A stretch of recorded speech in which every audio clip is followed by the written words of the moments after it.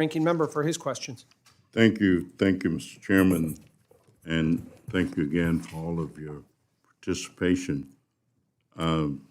Professor Bershaw, I don't have much of a problem with research and measurement, but I do have some reservations sometimes about timing. So let me move on then and ask Ms. Mark.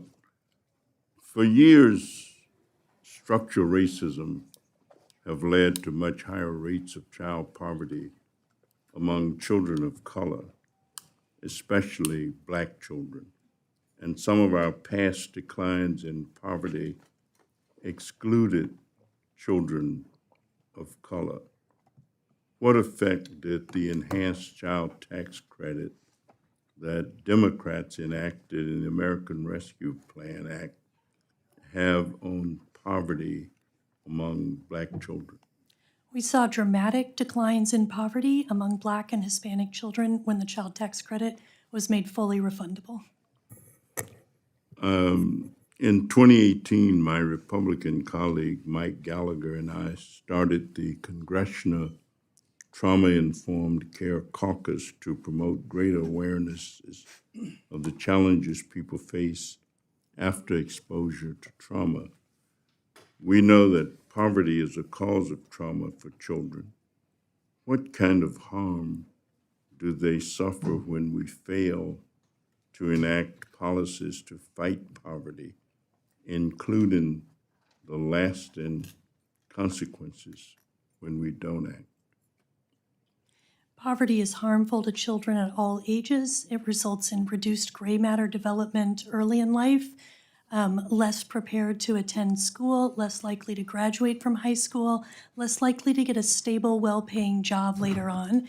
There's excellent recent research that shows that it's not just that a single year in poverty is bad, but it becomes additive. So the more time a child spends in poverty, the worse the effects.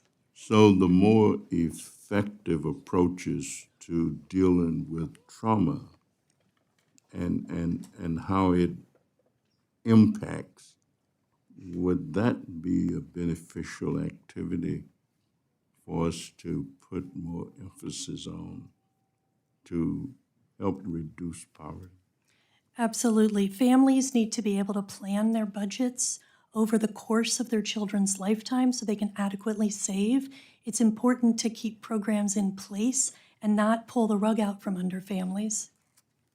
What other policies do you think might be helpful? There's substantial work that can be done on childcare, where we could make sure that children have safe places to spend the time during the day. We can improve transportation.